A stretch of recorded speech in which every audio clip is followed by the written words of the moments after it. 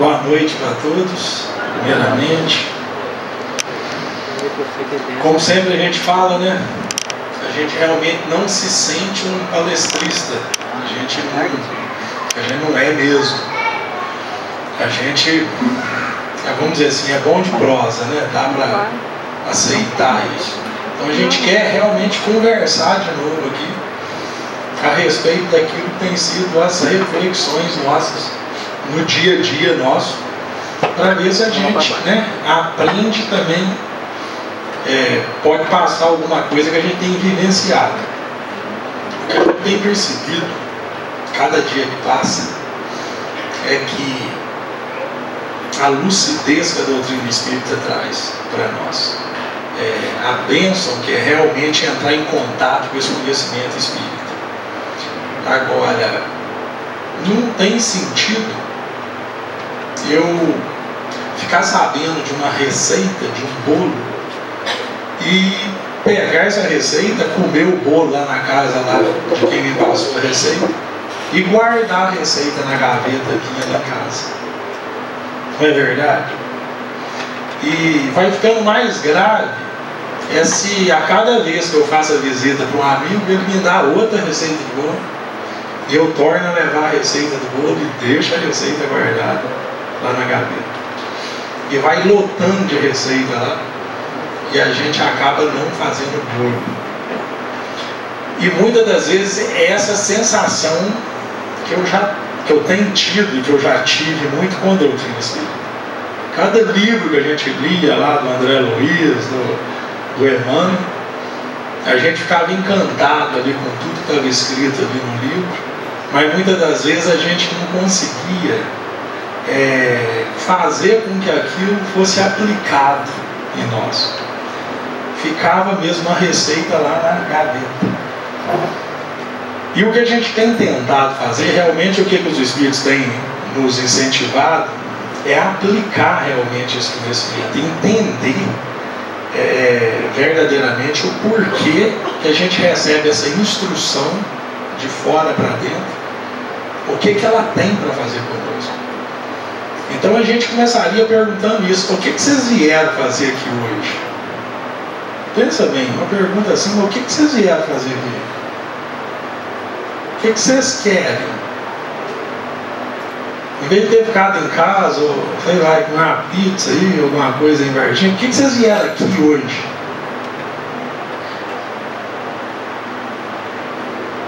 Pensa bem, o que vocês estão querendo?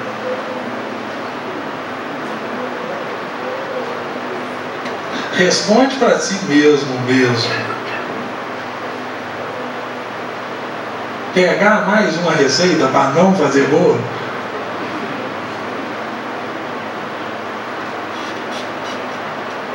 Como é que uma fala pode gerar impacto? Todo mundo veio aqui ouvir, né? Alguém ia falar aqui, vocês, né? Nem sabia quem estava aqui, mas alguém ia falar. Como é que uma fala gera alguma coisa em nós? Ir numa padaria comprar um pão tem sentido. Eu vou lá, compro pão para comer, né? Estou com o carro estragado, vou no mecânico, vou lá, trago algo. E vim aqui escutar uma fala. Como é que essa fala gera impacto na gente? Como? Escutar a verdade, né? Porque a verdade transforma, mas transforma mesmo. Vocês acreditam em Deus? Mas Deus tudo pode. Deus sabe tudo. Deus é justo. Vocês irritaram hoje? Ué, mas se vocês acreditam em Deus, Deus sabe tudo, Deus é justo, Deus é... Alguém ficou angustiado hoje? Alguém ficou desanimado hoje? Vocês percebem que a gente já sabe muita coisa, mas a gente ainda não é essa coisa que sabe.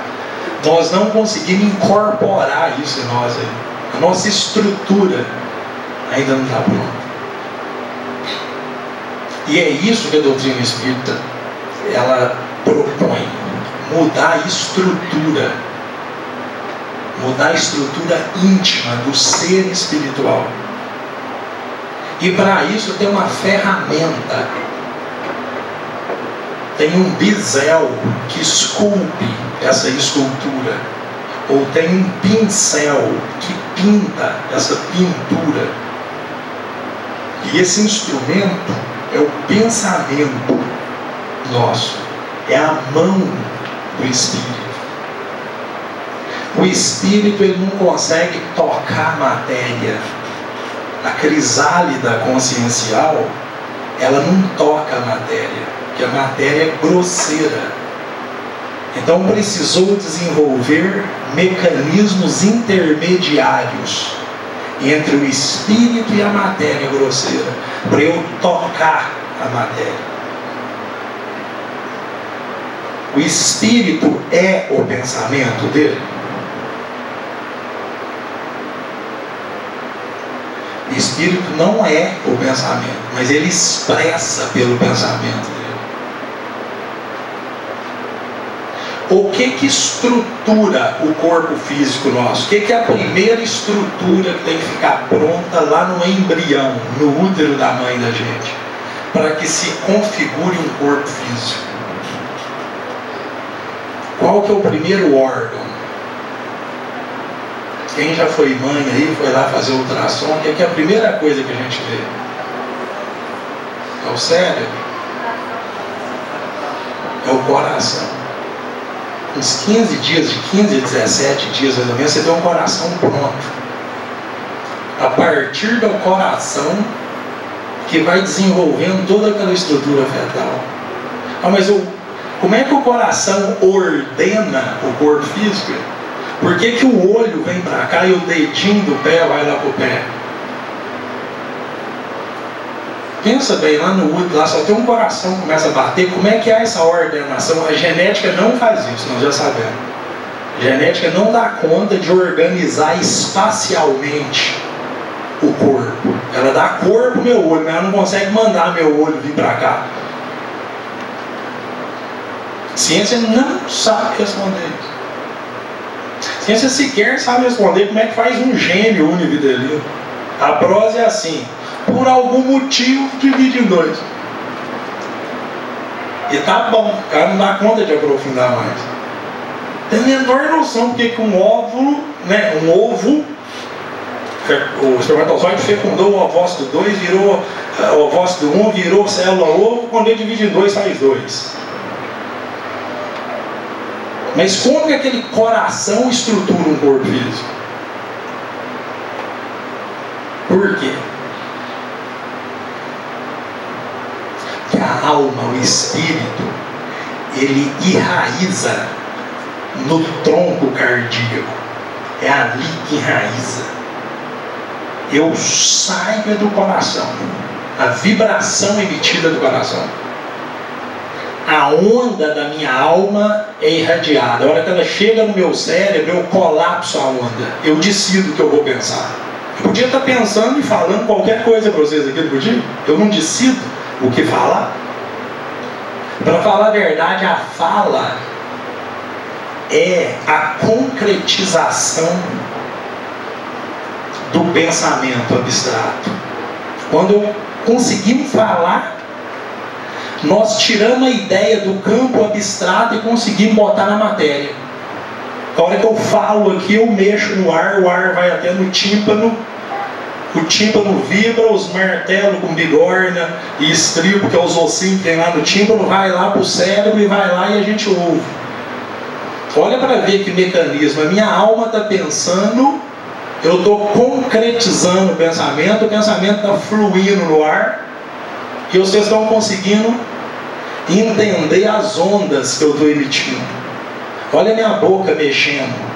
A minha boca vai modulando a onda. Modula a onda e todo mundo entende o que eu falo.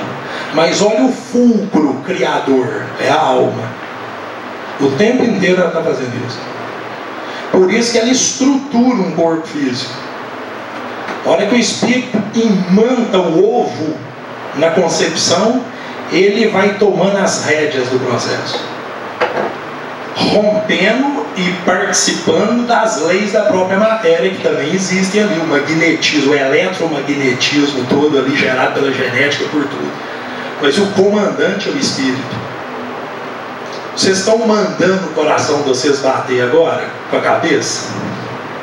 Vocês estão mandando o estômago digerir o que vocês comeram? Mas está fazendo isso tudo, tá? Que há um comando. E há um monte de baterias, um monte de recursos eletroquímicos sob a regência da alma, trabalhando constantemente. Porque senão, como é que eu vou digerir, por exemplo, um quiabo que eu comi na hora do almoço? Olha o tanto de estruturas que compõem um corpo físico, que vão fazendo um serviço para a gente. Vocês podem ficar quietinhos, sereno, ouvindo a música aqui. E tem um monte de geradores, de válvulas, de capacitores dentro das células, ajudando o espírito a permanecer sentado aqui. Vocês estão percebendo? Começa a pensar nisso. Só disso a gente já começa a ver o patrimônio que a gente tem. Olha que aval que a gente recebe numa encarnação. Olha que eu recebo um corpo físico. Agora, qual que é a primeira estrutura que o pensamento tem que fluir? Qual que é a primeira estrutura? Porque pensa bem, a alma é o fulcro gerador. É dali que sai. E, para falar a verdade, é a porção divina que nós somos, que cocria. É um pedaço de Deus que cada um tem dentro. E, para falar a verdade, o que é uma alma? Uma alma é um potencial criador infinito. Quando Deus cria uma alma, Ele cria um potencial de criação infinito. Na medida que a gente desenvolver em virtude e inteligência, a gente faz universos. Do jeito que a gente já faz um salão desse.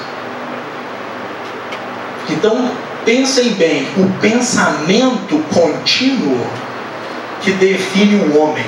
Eu entro no reino hominal quando um pensamento já não para de pensar, vamos dizer assim. O pensamento contínuo é que define o reino hominal. Eu viro um espírito individualizado quando o pensamento fica contínuo. Então eu não consigo estancar esse pensamento. Ele fica continuamente produzindo. E quando eu estou encarnado, qual que é o primeiro ambiente que esse pensamento tem que correr?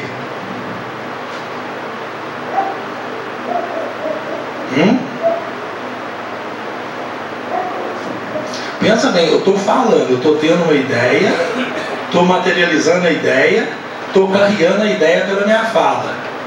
Mas onde que começou o fulcro aqui? Você não vai ver. A alma irradia do coração, ela tem que passar por essa estrutura física. Ela tem que passar pelo corpo físico. Só que é o seguinte. A primeira estrutura que o meu pensamento tem que navegar ou voar, seja o nome que for, é pela estrutura cerebral, a hora que eu produzo a ideia. É nos circuitos cerebrais. Depois que essa coisa irradia. Mesmo se eu quiser falar daquilo, dar um grito, assustar, seja o que for, ele passa por ali. E quando eu recebo um corpo físico, aí sim eu planejo geneticamente padrões de pensamento que eu dou conta de ter.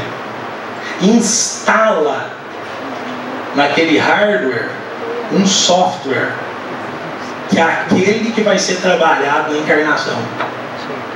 Vem com um facilitador profundo, um monte de condensadores, de geradores, de válvulas, de capacitores, de redes elétricas, todas elas programadas para que o pensamento, de certa maneira, fique aprisionado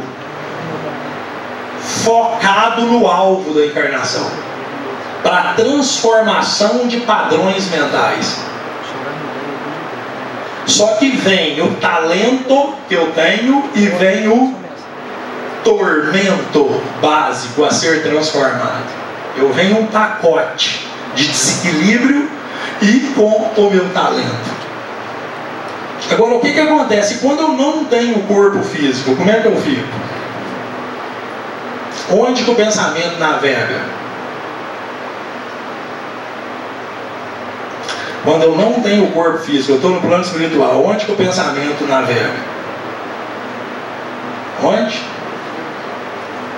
Vocês não sabem? Qual que é o corpo que eu tenho desencarnado? Eu perispírito. Então eu continuo tendo corpo físico quando eu desencarno. Só que os átomos que compõem o corpo perispirítico são átomos diferentes daqueles da tabela periódica. Então, aquém do hidrogênio, além do urânio. Mas são moléculas e átomos do mesmo jeito.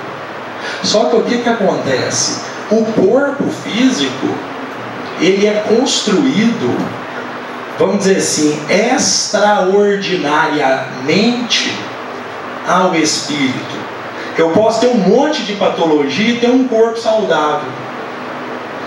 Engenheiros ali planejam uma planta para me dar um corpo que vai atender às minhas necessidades. Tem jeito de fazer isso com o perispírito? Com o perispírito já não dá. Porque quem mantém a peristalse, quem mantém o peristaltismo do perispírito, para ele ficar belo, ficar harmônico, ficar saudável, ficar bonito, ficar cheiroso. Eles não falam que a Sheila, o espírito da Sheila não perfuma o ambiente? Ela traz perfume, será? Lá na reunião mediúnica, que joga no ar? A harmonia, a vibração do espírito, ela impacta os sentidos da gente. Então o espírito evoluído, ele é naturalmente cheiroso, ele é naturalmente belo, ele é naturalmente tudo que a gente conseguir imaginar. Mas o que acontece? Quem mantém a estrutura perispirítica, organizada ou não, é o campo mental. São os pensamentos característicos que a gente possui. E eu pergunto, como é que andam os pensamentos de todos? Eu falo assim, eu vou evoluir de vergonha. Porque não dá para esconder pensamento num plano espiritual. Porque eu imprimo no perispírito o pensamento. E não é só no perispírito, não. Eu projeto uma imagem do pensamento característico. Pensamentos ligados, por exemplo, à sexualidade, por exemplo. A gente fica passando cenas. Todas as imagens que eu produzo, vai passando filminhos. E eu imprimo em mim aquilo. Tem jeito de esconder? Agora, veja o que acontece. Por que nós estamos levantando essa questão? Para desdobrar uma frase do Evangelho. No capítulo 11, esse item aqui, ó.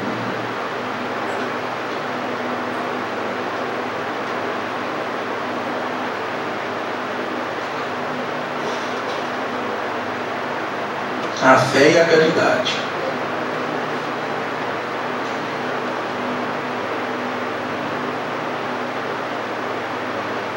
Certamente Deus nos criou para sermos felizes na eternidade.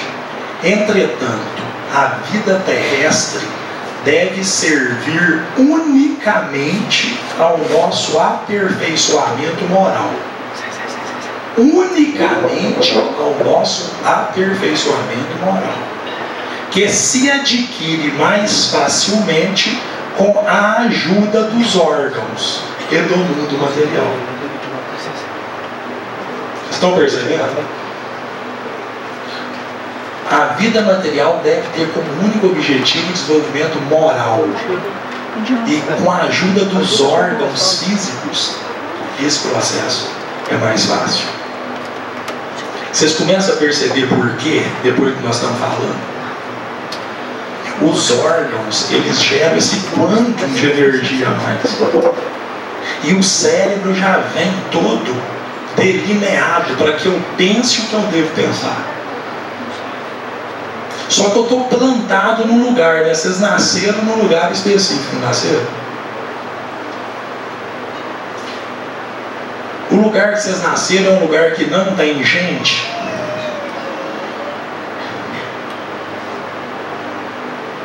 Quem que está lá no lugar que vocês nasceram? Como é que é o nome da turma lá?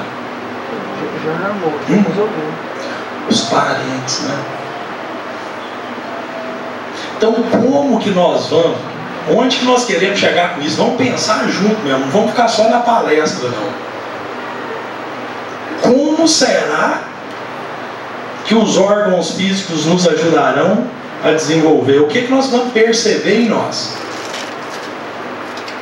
Como é que nós vamos fazer essa jogada? O que vocês têm feito assim com os parentes, de maneira que a gente aprenda a pensar certo?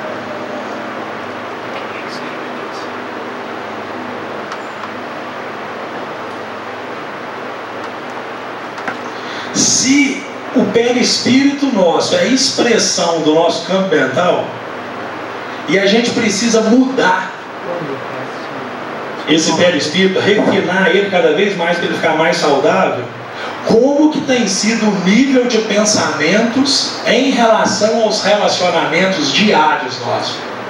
Como é que está a nossa performance?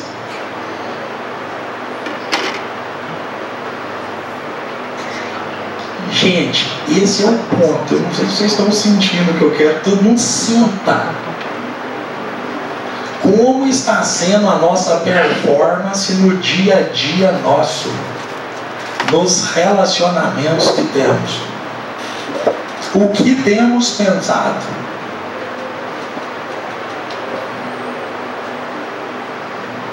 Tem alguém que tem um parente difícil aqui?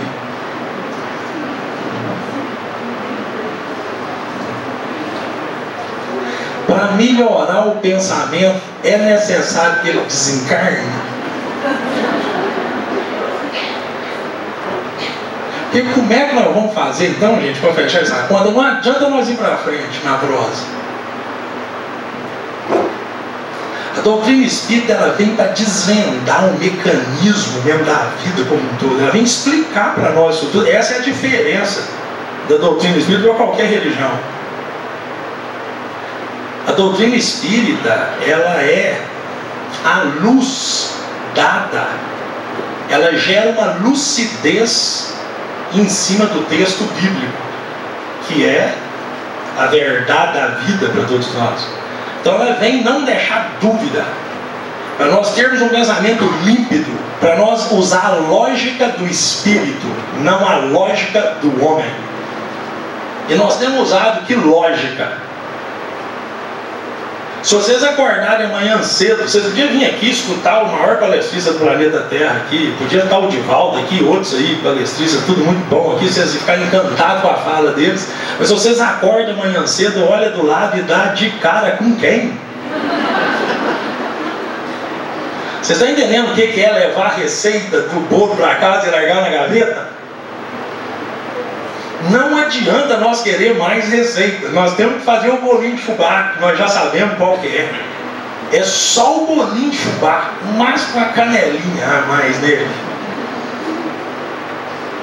Vocês estão percebendo a importância desse processo? E a doutrina espírita vai dando dica para a gente, porque veja só, qual que é aquela pergunta do livro dos Espíritos que pergunta assim: qual a maneira mais rápida de evoluir? Qual que é a maneira mais rápida de evoluir? É importante responder essa pergunta, né? Como é que eu faço para evoluir rápido? Qual que é a resposta? Um sábio da antiguidade falou, disse, 2 pontinhos: conhece-te a ti mesmo. Então, olha pra você ver, eu tenho que me conhecer para valer, para mim evoluir o mais rápido possível. O que me interessa é evoluir. E tudo que e a evolução significa o domínio do pensamento. Eu preciso pensar da maneira devida. Agora, se eu tenho um parente custoso, como que eu vou dar conta de pensar certo?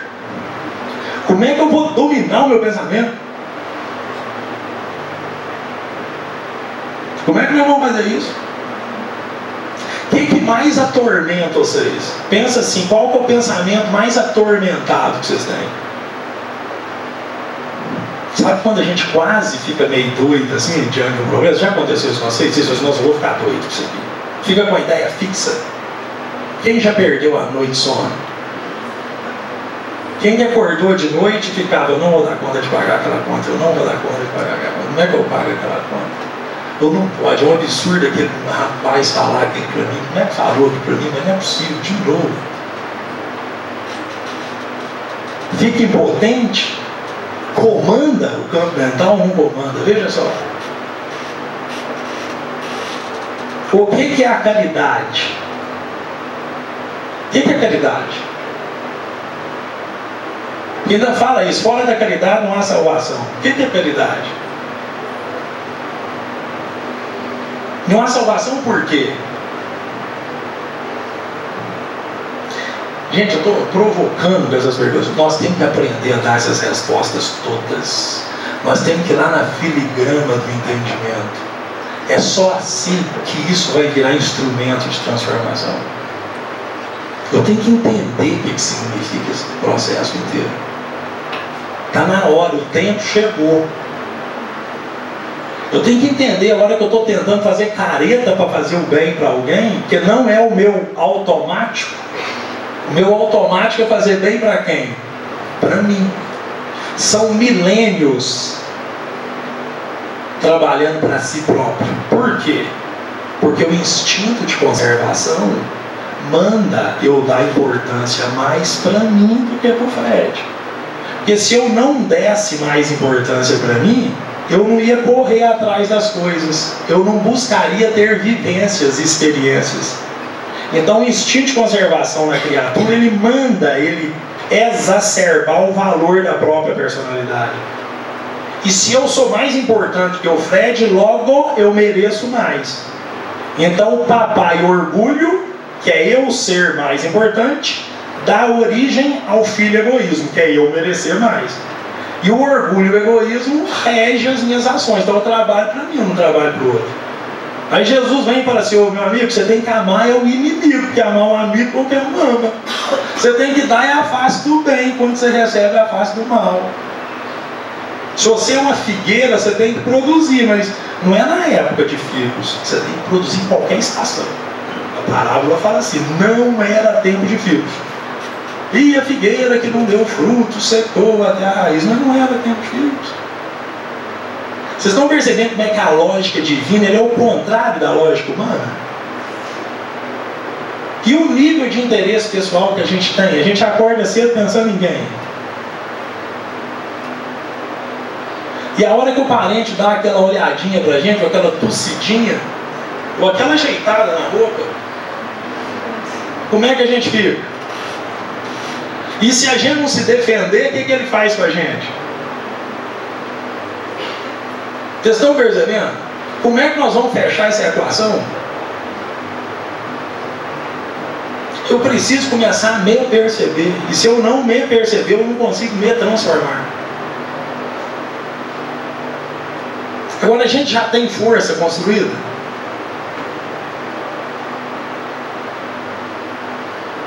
A gente já tem caixa. O circuito, sabe por que nós fomos instigados à caridade até hoje? Para valer. Porque se nós não tivéssemos acumulado essas energias do bem, não tinha chance mesmo, mas nós já estamos, nós somos almas prontas. É aí que está o X da questão. Toda vez que eu faço bem, eu imanto uma área perispirítica daquilo que faço. Lembra a historinha da caneta, né? Se a gente esfregar a caneta no cabelo, o que acontece com a caneta Bic? Forma um ímã, não forma? Por quê? Porque o atrito, ele faz os átomos se chocarem e gera uma corrente elétrica, e perpendicular à corrente gera um campo magnético, faz um ímã. Toda vez que eu faço o bem para alguém, eu imanto uma área de memória que corresponde àquela ação expansiva. Eu dou de mim, ela vai. Quanto mais bem eu vou fazendo, eu vou aumentando a capacitância do meu circuito mental. Capacitância é como se fosse, em mecânica, um elástico. Quanto mais eu estico um estilingue, a tendência é fazer com que a pedra vá sair com mais força, não é? Então, quanto mais eu vou fazendo bem, mesmo aleatoriamente, eu vou gerando esse acúmulo de energia no meu circuito mental. Por isso que nós somos instigados a fazer o bem sem parar. Quantas milhares de encarnações sendo pai, sendo mãe? Imagina que quer criar um filho até ele sair de casa mesmo. Quanto bem que a gente não faz com aquela criatura. Mesmo que de forma meio egoística. Fazendo o que? Capacitância no campo mental. Então nós temos isso tudo dentro de nós. Os instrumentos íntimos foram sendo feitos. Agora, quanto mais eu faço o bem aqui agora, mais capacitância eu dou para o sistema. Agora, o circuito mental tem capacitância, mas tem outra coisa que chama indutância. Tá chata a prosa com as palavras?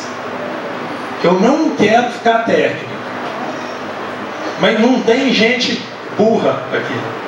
Porque nós já somos Homo sapiens sapiens. Precisamos agora transformar em Homo sapiens fraternos. Então, não faz mal a gente começar a perceber isso. Quanto mais capacitância, mais recursos eu tenho do espírito manifestar. E eu só adquiro quando eu tenho uma postura altruística. Porque o que é o mal? O que é o mal? O mal é o bem só para mim. O que é o bem? O bem é o bem para mim e para vocês. Está resumida a moral, não tem dúvida. Porque quando eu penso em mim, sabe o que acontece com o meu pensamento? Ele não consegue expandir, ele foca em si. Quando eu quero, eu condenso. Quando eu dou, eu expando. E o universo expande, Deus expande. Para mim pegar jacaré na onda divina, eu tenho que expandir. Quanto mais eu sirvo, mais resíduo magnético residual fica no meu circuito mental. E tem uma outra propriedade no circuito mental que chama indutância. O que é indutância? Indutância, se comparar com a mecânica, é como se fosse a inércia. Se eu largar esse copo parado aqui, ele tende a ficar parado. Se eu empurrar um objeto, se não tiver atrito, ele tende a caminhar sem parar. A indutância é isso, ela não quer que o sistema pare de ser o que ele está querendo ser. Então, se eu consigo entrar num estado de caridade 3 horas por dia, a indutância vai aumentando. Primeiro eu faço na marra. Primeiro eu faço careta. Que eu ajudo, mas no coração não está naquilo. Mas eu insisto, eu insisto, eu insisto, eu insisto. Quando vê, a indutância entra na jogada e vai ficando difícil eu parar de fazer. E quanto mais eu faço, mais capacitância junta. E aí acontece uma coisa, outra propriedade do circuito mental, a resistência diminui. Porque quanto mais eu boto isso para fluir, menos resistente fica. E olha a maravilha, eu montei um cérebro prontinho para rodar aquilo que eu preciso expandir na minha intimidade. O cérebro, ele foi feito para aquilo. Por isso que cada um vai fazer um bem de um jeito. Ninguém faz um bem diferente do outro. Mas por que com o orgulho e o egoísmo eu escolho?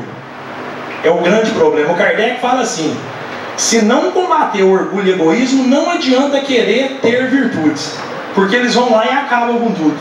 Eu falo assim, a mesma coisa de mandar um médico para um lugar que tem uma epidemia, sem o médico saber o que é o problema. O médico chega lá, pega a doença e morre. Chama de lepra no Evangelho, né? O orgulho e o egoísmo. E essa lepra do coração humano. Por quê? Porque o egoísmo impede esse trabalho de caridade. Vocês entenderam? A gente fica ensimesmado. Eu fico isolado. Agora, o que eu tenho que dar para o outro? Nós temos que entender o que é essa caridade direito. Como é que é essa caridade? Toda forma de bem é bem, me gera capacitância, vai criando indutância no campo mental e cada vez eu vou ficando mais assim. No entanto, mas o que é a caridade mesmo? A robusta? O que eu preciso perceber em mim para eu realmente exercitar essa caridade?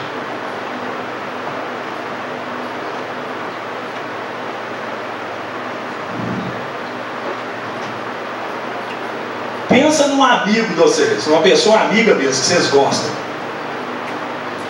Pensa nela. Pode ser parente, pode ser quem for, uma pessoa que realmente vocês gostam. E quando vocês estão assim com um problema, com alguma questão que vocês não estão conseguindo solucionar, vocês buscam essa pessoa. Vocês sabem o que essa pessoa tem para dar para a gente não sabe? Não dá para pensar assim, eu preciso conversar com fulano e não adianta eu conversar com ciclano. Vocês já perceberam isso? Tem uns amigos assim? E já aconteceu de algumas vezes esse amigo não está pronto para dar isso. Naquele dia não deu.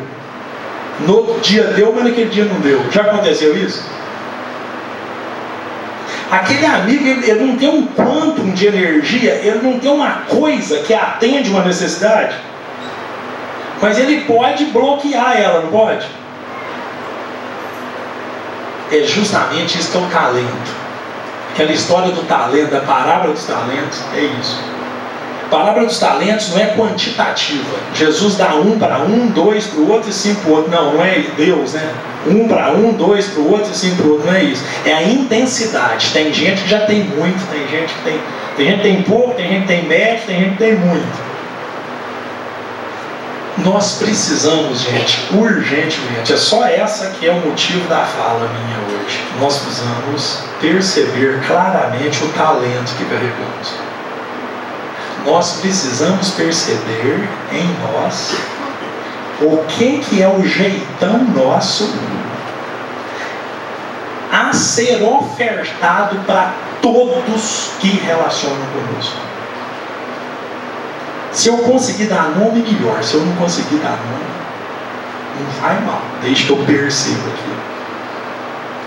E não é tão difícil descobrir o talento. O talento está relacionado com o tormento. Toda vez que eu não deixo fluir o talento, eu me atormento. Das mais variadas maneiras. A angústia é Deus conversando com a gente. Quando eu angustio, Deus chega perto e conversa comigo. Ô meu irmão, meu filho, não é assim não. Gera um fenômeno para que eu desgoste daquele padrão mental. Vocês já perceberam quando vocês entraram em casa, às vezes com a esposa, ou às vezes com o marido, ou às vezes com o filho, que aquele parente, ele está querendo a gente, algo da gente, mas a gente não oferta naquele momento? Vocês já fizeram isso? A gente quase que não enxerga a gente negar aquilo. Vocês estão entendendo ou eu estou falando grego? Vocês já perceberam que se não perceber, não adianta.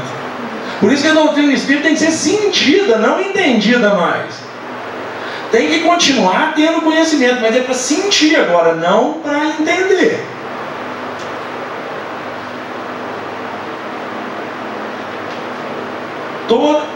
Todo mundo entende isso que eu falei. Eu cheguei dentro de casa, aquele parente vem com toda a simpatia para o meu lado. Ele está esperando um José chegar ali, mas o José mingua aquilo que ele pode dar para o parente naquele momento. Às vezes não é nada demais. Com mulher e marido que é bom para a gente ver. A Luísa, antes de eu sair, eu falei, né, deixa eu ver se eu vou falar um trem que os outros entendem. Eu ainda falei assim, Luísa, você percebe? Eu entro dentro de casa, às vezes você está toda me esperando ali, eu entro, eu chego, mas não entro. Eu falei, é lógico. Aí eu perguntei assim, agora então tenta, para aí, pensa um pouquinho, aí como é que você fica? Eu desanimo, me dá um desânimo. Eu falei assim, Luísa, mas e como você fica quando eu te dou esse negócio? Vocês estão entendendo, né, gente? Não, vocês são maliciosos, não é isso também que eu quis dizer, não. Não é mesmo. Não é mesmo. A hora que a gente entra dentro de casa ali, e ela me falou desse jeito, ela fala assim, você me anima, você me enche de confiança, parece que dá para resolver tudo. Aí eu desci, fui lá na minha mãe. Minha mãe mora no fundo da minha casa também, eu passei por dentro, fui lá na minha mãe, tenta pensar aí. Ainda falei primeiro, eu falei, senão ela vai achar que eu vou ficando meio doido. Eu vou fazer uma pergunta para a senhora que eu não sei se a senhora vai saber me responder. Ela falou, mas se você não perguntar, não dá para nós saber. Eu falei, então eu vou perguntar. O que eu inspiro na senhora quando eu estou bem mesmo? Chego aqui bem, equilibrado, o que eu inspiro na senhora? Aí ela pensou, falou assim, confiança. Eu falei assim, e o Paulo? Tranquilidade. Eu falei assim, e o Fernando? Alegria. E eu vi que ela foi sincera, porque com um filho fica fácil. Eu atendi uma pessoa sábado passado, lá na roça do trabalho nossa, a pessoa sentou lá na minha frente e falou assim, sabe por que eu vim aqui? Porque você me passa confiança. A Luísa, minha mulher, né, que ninguém conhece mais gente que é mulher, o que eu passo para a Luísa? Confiança. Então a palavra pouco interessa, mas dá para a gente percebendo qual que é a característica nossa. Porque, você sabe, e daí? E daí? Quando a gente vai tendo essa lucidez de que eu posso gerar segurança para alguém, eu boto todo o campo mental para gerar segurança para todo mundo que convive comigo. Entendeu a caridade? Eu vou entrando na rede de sentimentos que eu faço parte dela. Eu componho um grupo de relacionamento interconectado, e a hora que eu fluo o que eu tenho para dar, eu vou entrando na rede divina. Aí o Deus que está dentro de mim começa a sair. O Espírito desperta. E é necessário saber claramente o processo. Então, se vocês começam a perguntar mesmo, e começam a perceber o que é que quando vocês estão inteiros, vocês ofertam para quem vive com vocês. Vocês vão começar que vai ficar bem delineado o processo. Agora, um indivíduo que gera confiança, gera segurança, esse indivíduo, você pode começar a refletir em volta dele, você começa a perceber, ele deve ser dominador, ele deve sufocar as pessoas que estão em volta dele, ele toma o espaço dos outros, ele agride, ele violenta as outras pessoas, quando ele não está regido pelo Evangelho. Vocês estão percebendo? E por exemplo, esse indivíduo então, que é dominador, quando as circunstâncias que ele está inserido vão saindo do controle dele, como é que ele fica?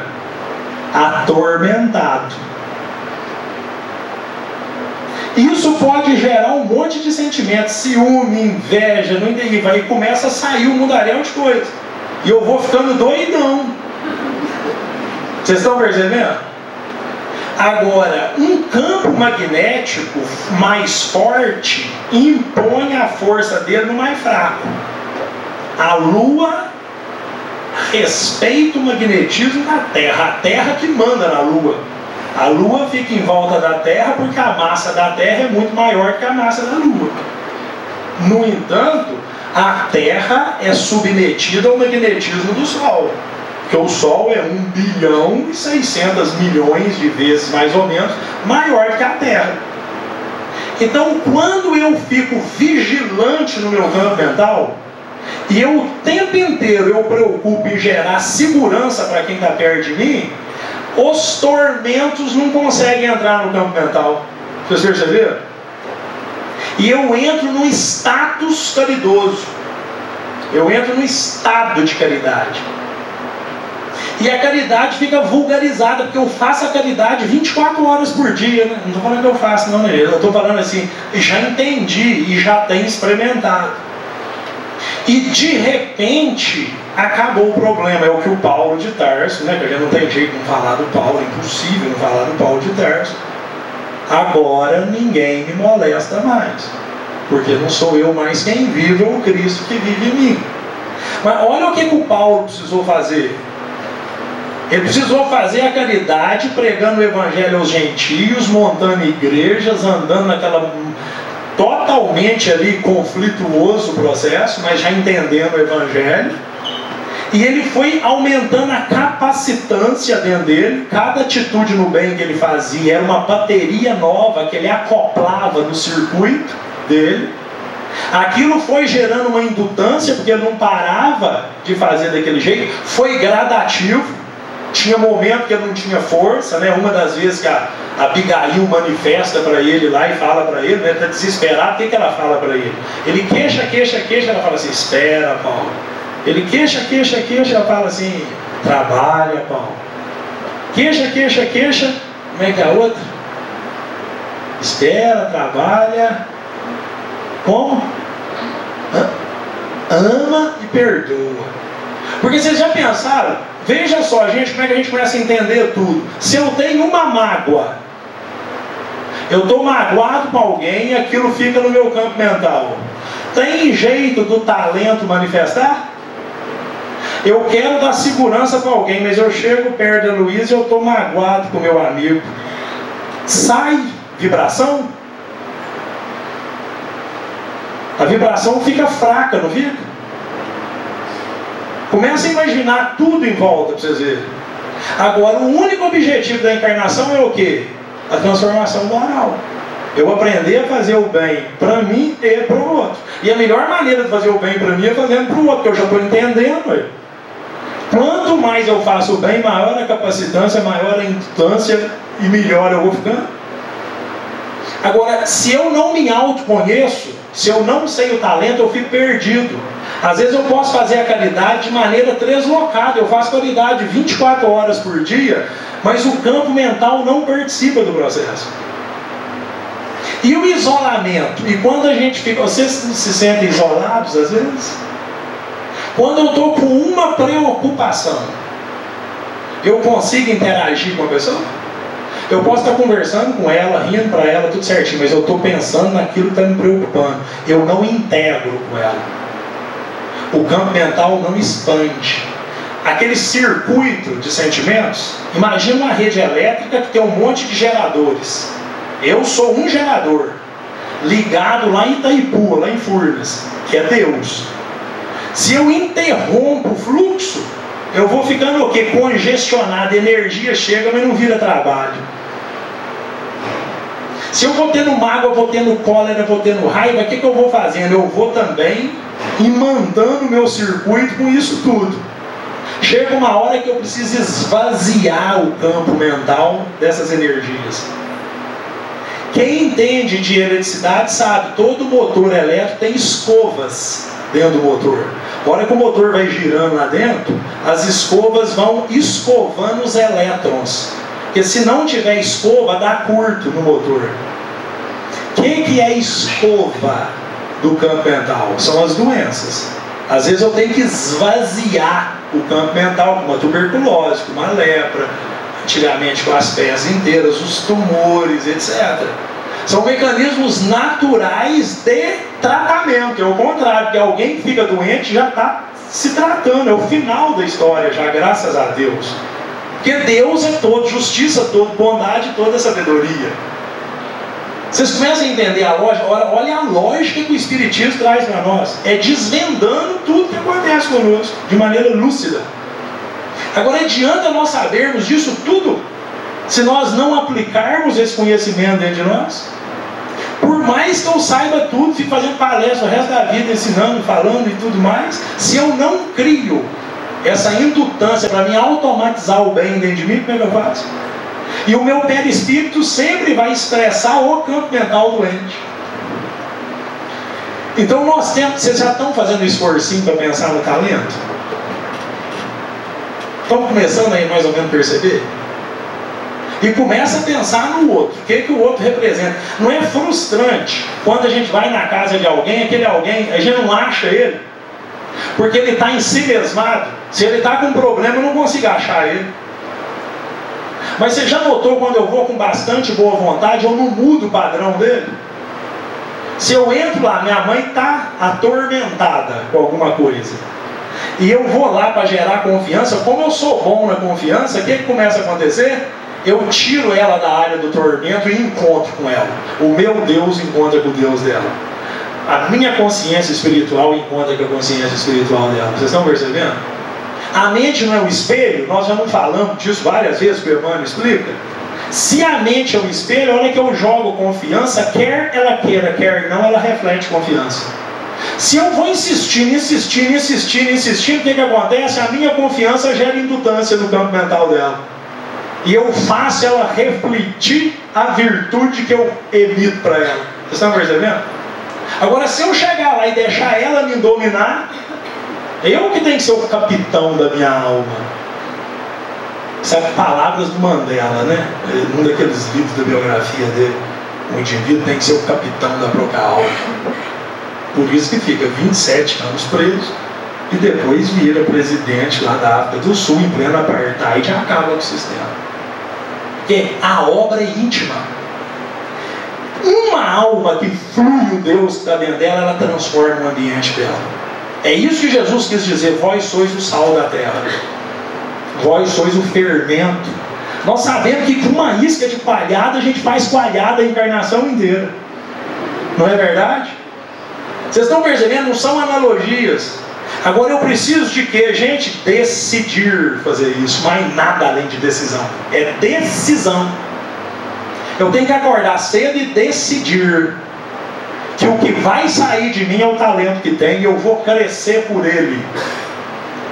Porque se o meu talento é a segurança, a confiança, se o talento do meu irmão é a tranquilidade, do outro é a alegria, quando nós chegar lá no topo, nós vamos nos encontrar no amor, porque qualquer virtude máxima vira amor. Eu vou pelo meu caminho, eles vão pelo caminho deles. E o que a princípio seria problema, que as diferenças nossas passam a ser a força. A hora que você convive com aquele parente que é diferente da gente.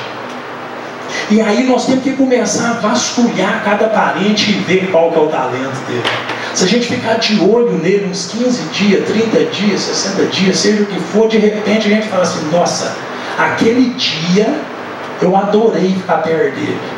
Naquele outro dia eu adorei também. Naquele outro dia ele ficou certinho. Aí eu começo a perceber.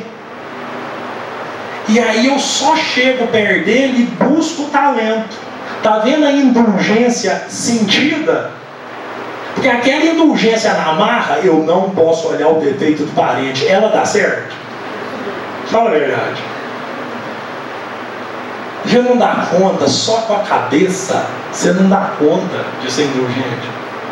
Agora, essa é a lógica do espírito. Quando eu entendo que eu tenho que enxergar e eu quero ver, é outra história.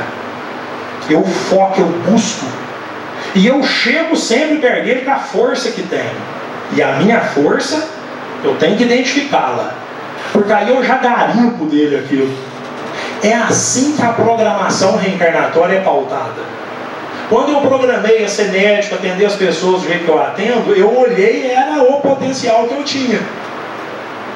É isso que monta um programa reencarnatório. E eu viria para um ambiente que teria necessidades. Vamos supor que seja isso. Vocês me desculpam ficar falando de mim, mas não tem... Porque a gente só consegue falar a verdade falando da gente. Eu não... Senão é filosofia.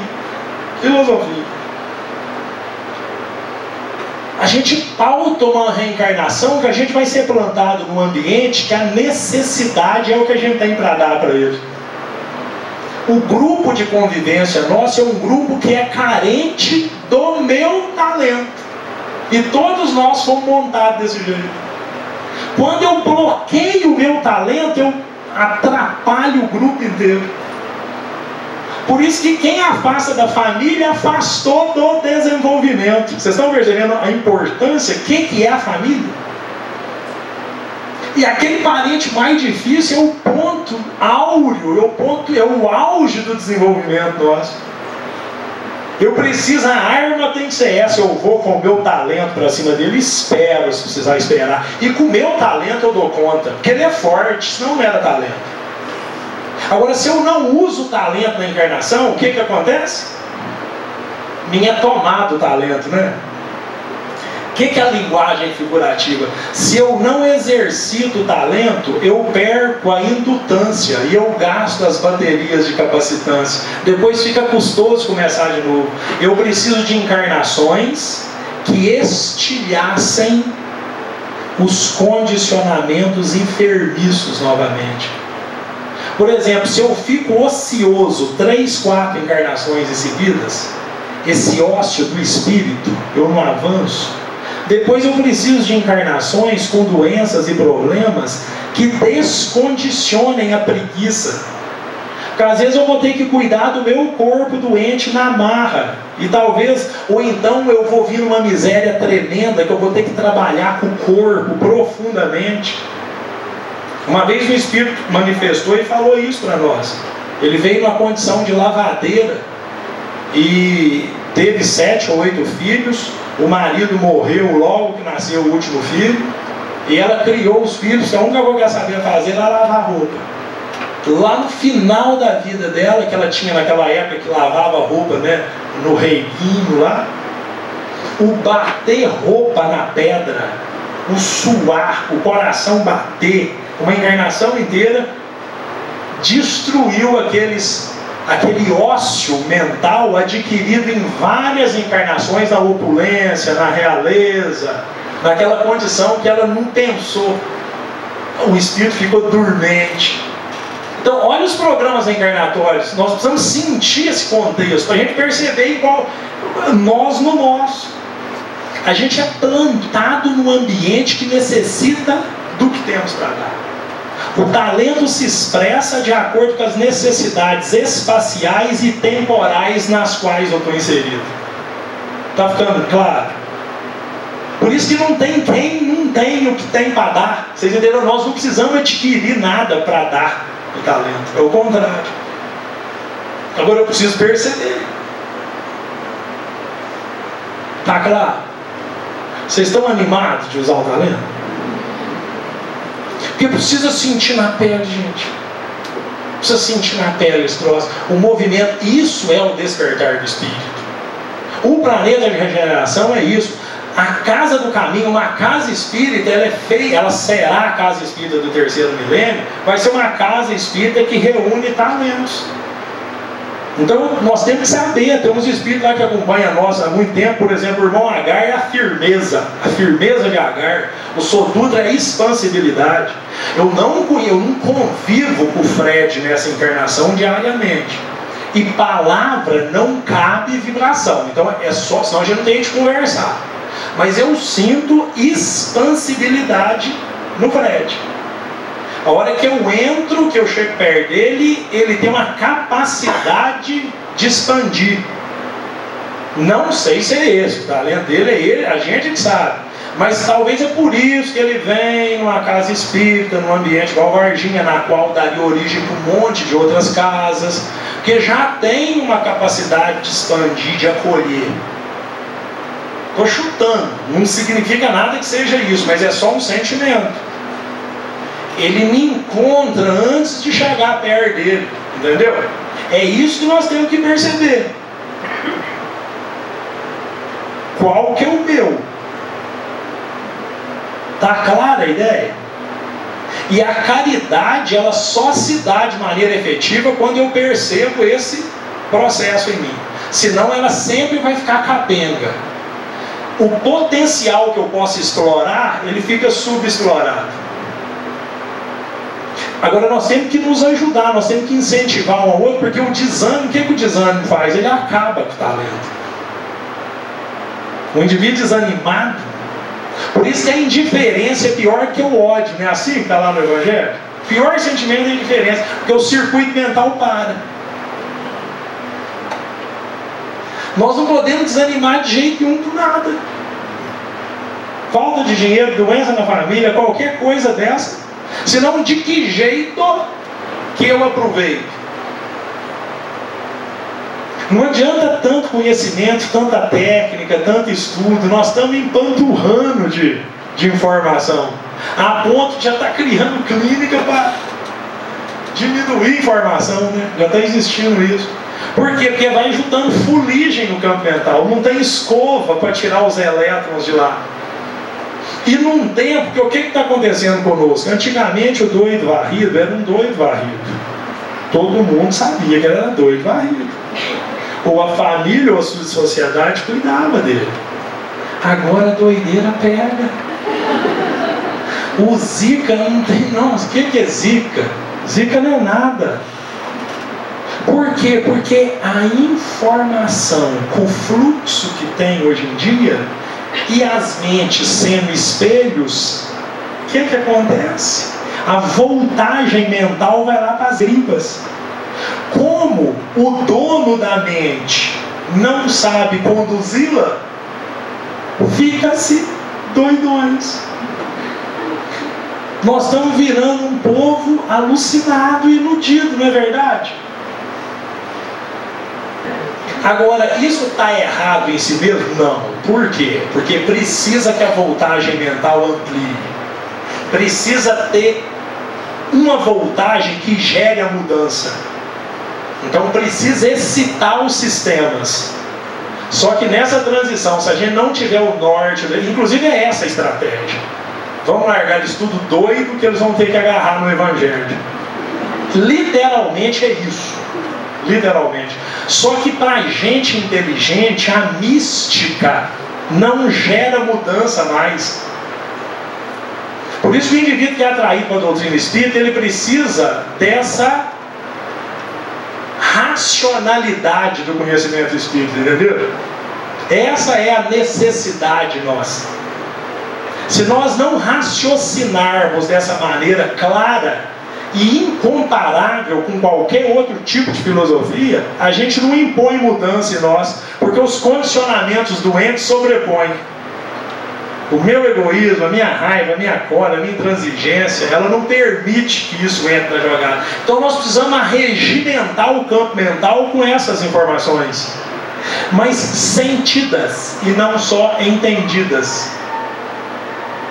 A minha fala tem que ter procedência. Se amanhã cedo vocês têm que começar a perceber: olha o meu talento e olha o meu tormento. Vai ser mais fácil vocês ficar atormentados. Começa pelo tormento. Esse apego ao controle, esse apego às coisas todas, né? Nós precisamos estudar a verdadeira propriedade. O que é meu, o que é minha propriedade é só o que ninguém me toma. Não é a minha mulher, não é minha, meus filhos, não é meu, nada disso é meu. Porque pode ser me tomado tudo, eu não tenho posse disso. Eu preciso investir nessa capacitação. Se eu vou aprender a falar inglês, o que interessa na hora que acabar o curso? Eu saio falando a língua, ué.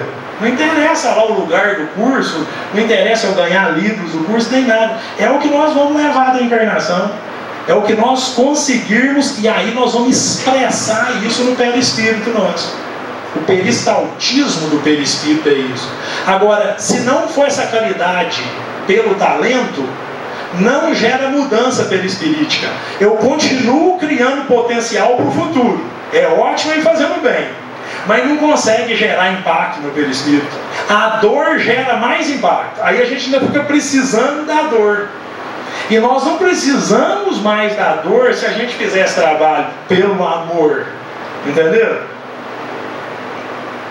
Aquele pico na caridade, aquela caridadezinha de final de semana, aquela caridade, na parte da manhã eu faço caridade, na parte da tarde eu não faço. Com o ciclano eu faço caridade, com o Beltrano eu não faço. não gera indutância e não gera mudança perispirítica.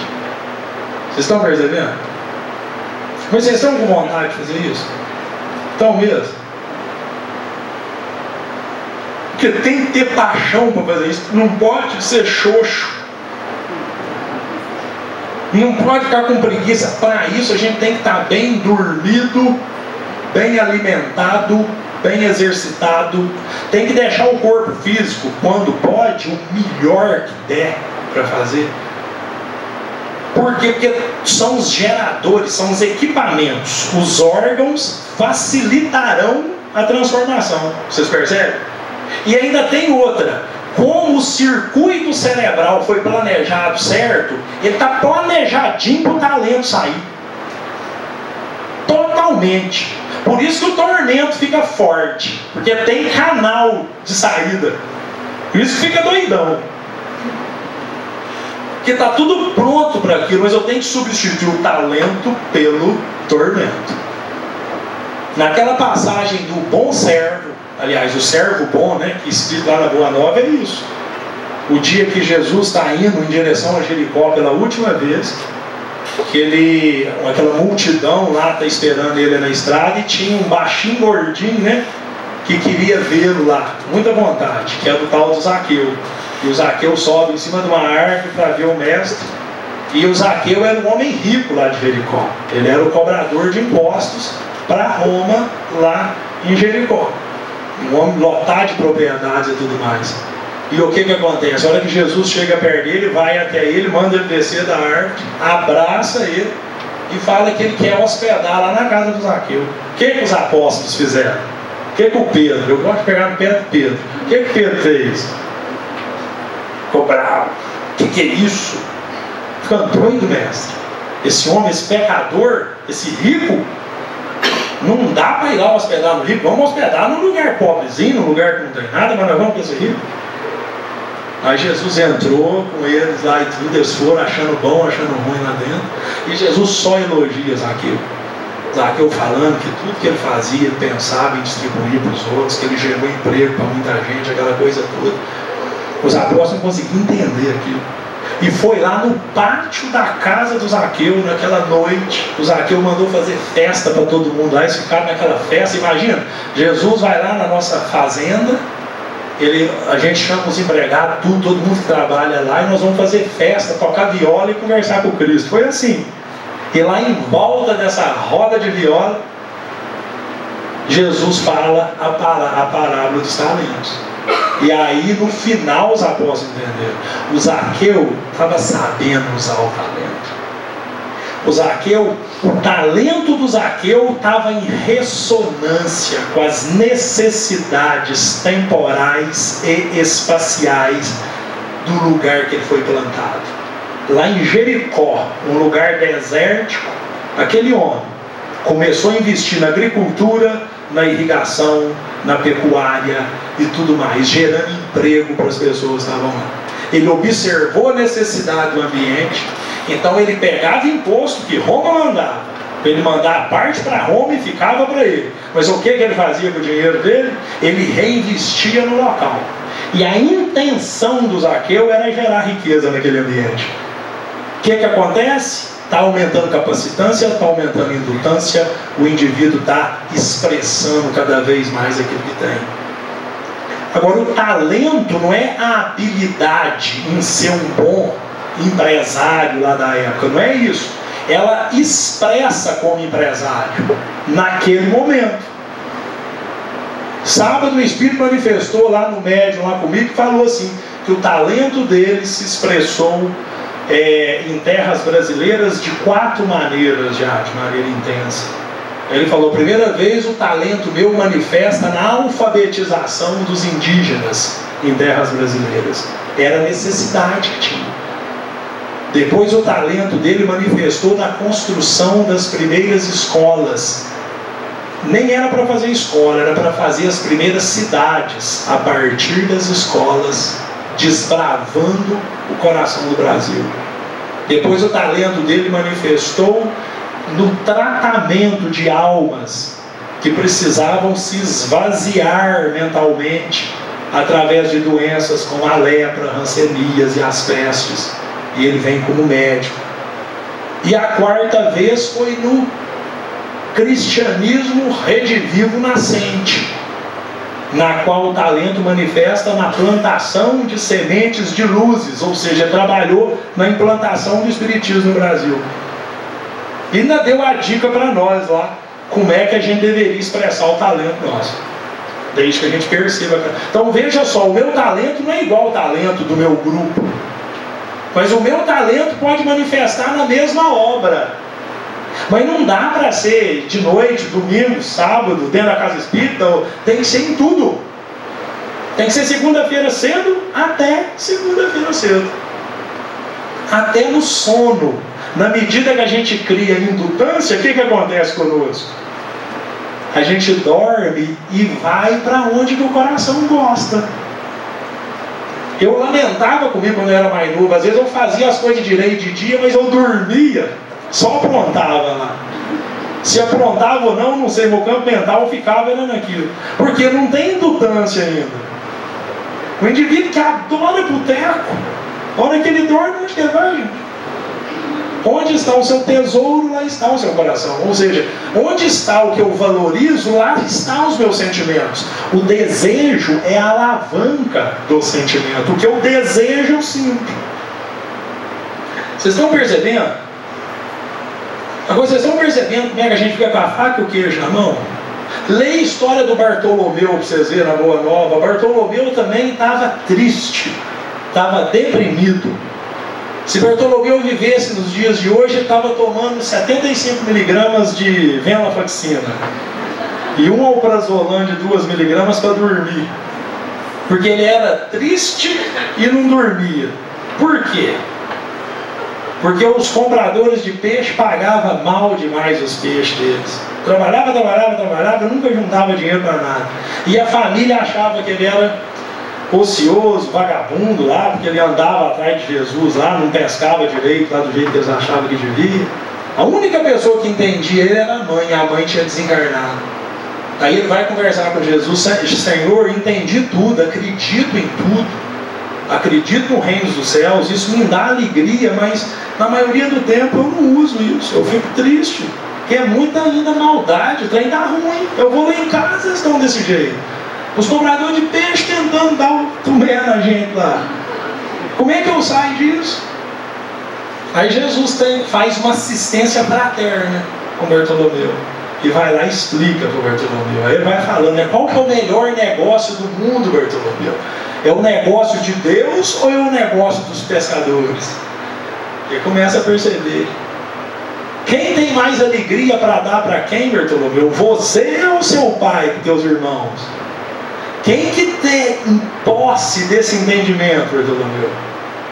E aí foi instigando até que Bartolomeu percebe a força do talento. Então aquela disciplina, aquela confiança. Aí o que a narrativa do Humberto Campos, né? Aquele dia Bartolomeu vai caminhando para a casa dele e acha estranho, porque ele não percebe a ressonância daqueles sentimentos doentes dentro do campo mental dele. E naquela noite o pai escorraça ele para fora de casa, só que ele entende o pai. E ele dá toda a alegria que ele pode para o pai e vai lá pescar sem dormir mesmo. No outro dia os compradores de peixe acharam a coisa mais esquisita do mundo, que aquele homem recebendo um pouco mais feliz e satisfeito e tocando o barco. Vocês estão vendo? Não precisa mudar circunstância nenhuma para entrar no reino dos céus. É a interpretação que entra em nós e não a vivência propriamente dita. O olhar do Espírito.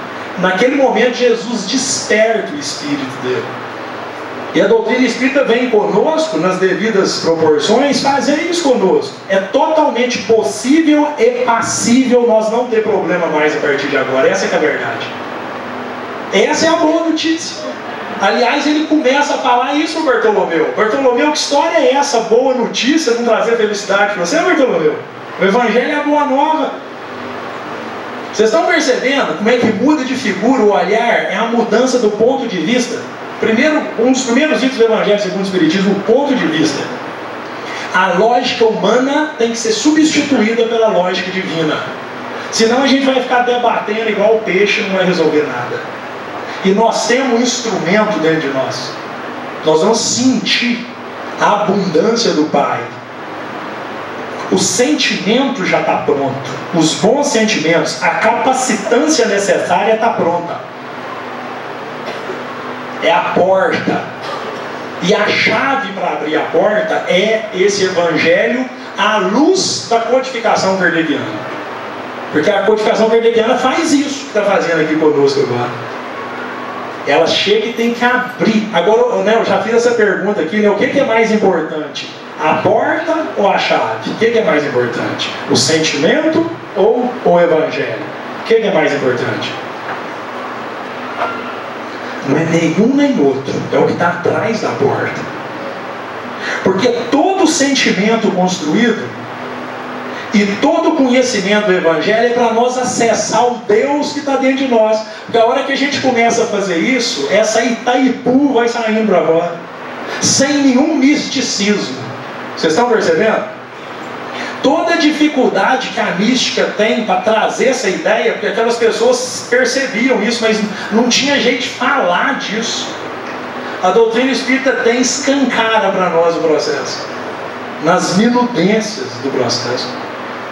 Então, toda vez que eu não oferto segurança para os meus, eu atrapalho primeiro a mim mesmo e não fortaleço o meu grupo. O feixe não tem nada a ver com a vara, a hora que eu integro no feixe. Vocês entendem o que eu quero dizer?